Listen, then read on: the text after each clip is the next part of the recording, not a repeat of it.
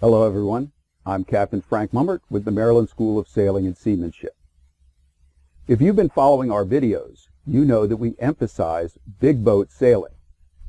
In fact, all of our boats are at least 32 feet long because we're teaching offshore sailing.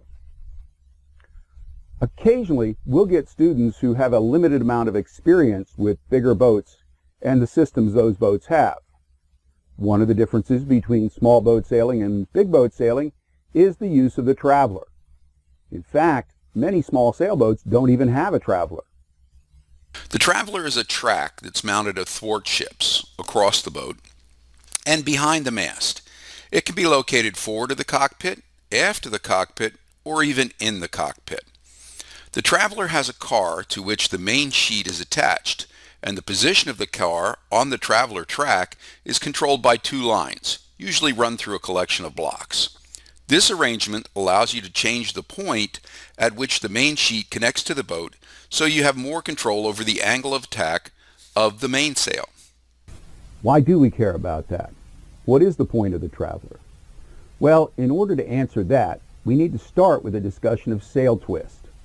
We'll start with the fact that for a tall mast, the wind angle at the top of the mast is slightly different from the wind angle at the bottom of the mast. Why is that? Let's take a look at some basic wind vector diagrams. In this first one, this arrow indicates boat speed. This is the movement of the air caused solely by the boat's passage through the water and is always located on the bow and traveling in the opposite direction of the boat. This arrow indicates true wind speed and direction. As you can see, it's right on the beam and is exactly as strong as the wind generated by the boat's movement. Because of this interaction, we can now draw in our apparent wind, which is going to hit the boat at about a 45-degree angle. We can ignore the wind speed for this. In this second diagram, we left the boat speed the same, but now the true wind speed has doubled. Although both vectors are hitting the boat at the same angle as in the first diagram, because of the difference in the length of the arrows, the differing speed of the true wind, the speed and the angle of the apparent wind have changed. The wind is now hitting the boat at about a little bit less than 65 degrees.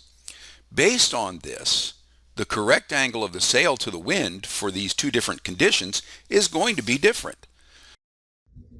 Now in these diagrams, I've used a large change in wind speed to illustrate the point.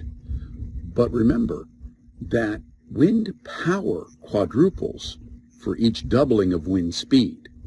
So it doesn't take a lot of change to make a difference.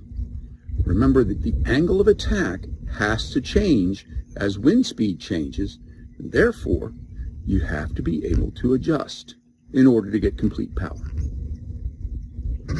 Because of the frictional forces near the water and around the boat, the wind speed at the bottom of the mast will be lower than the wind speed at the top. Now for a 20-foot tall mast, this may not matter. But with a cruising boat, the height of the mast is significant, and the difference in wind speed from the top to the bottom becomes a factor.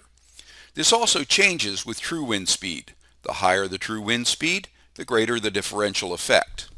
If we had a perfectly solid sail, like an airplane wing, then we could never achieve a good airflow along the entire surface except at one combination of true wind and boat speed.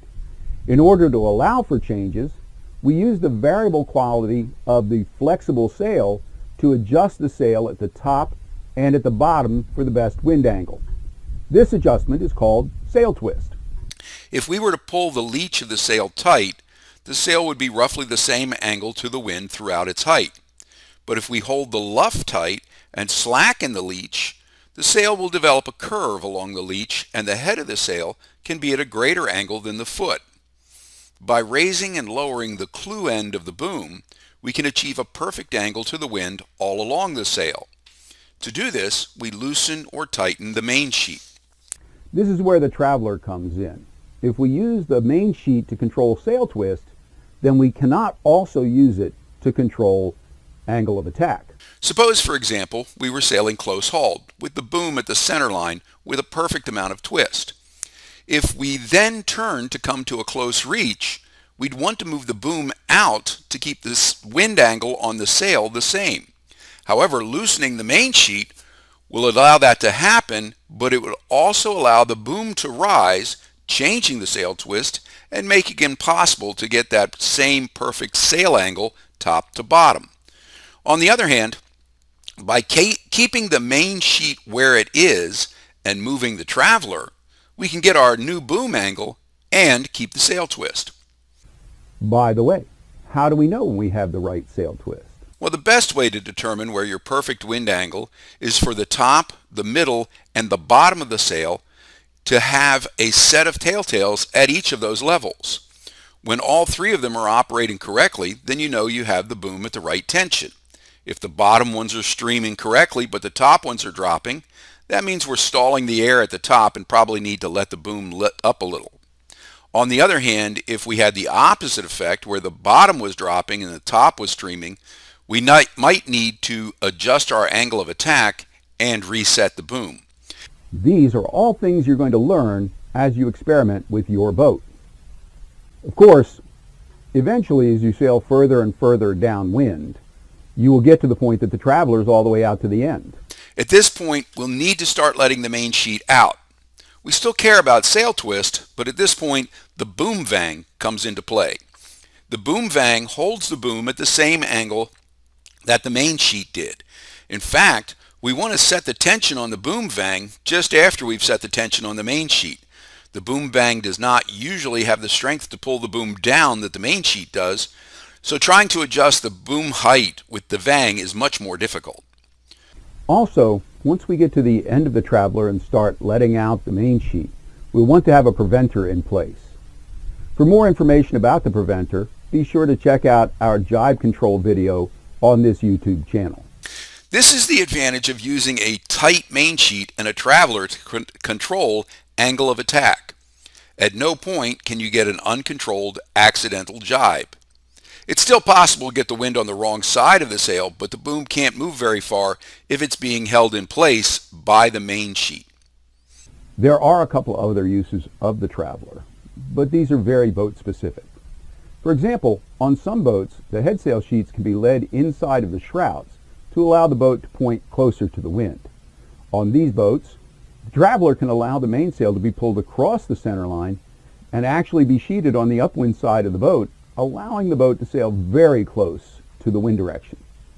Also, on some boats, the traveler can be used to quickly depower the sail in a gust by simply releasing the upwind traveler control line and allowing the car to slide to the side. Of course, this is not a procedure we would recommend, since it does impose a large force on the traveler car as it slams into the end of the track, and it does mean that the car is free to move afterward, increasing the danger of an accidental jibe. Remember, for big boats, control is vital, and slow is better than fast when it comes to sail adjustments. I hope this explains some of the functionality of the traveler and its use in big boat long-distance sailing. When you're going to be on the same tack and course for hours and even days at a time, playing the sail is far less important than finding an efficient angle of attack and twist and moving effectively. Again, I am Captain Frank Mummert with the Maryland School of Sailing and Seamanship, and we hope to see you soon.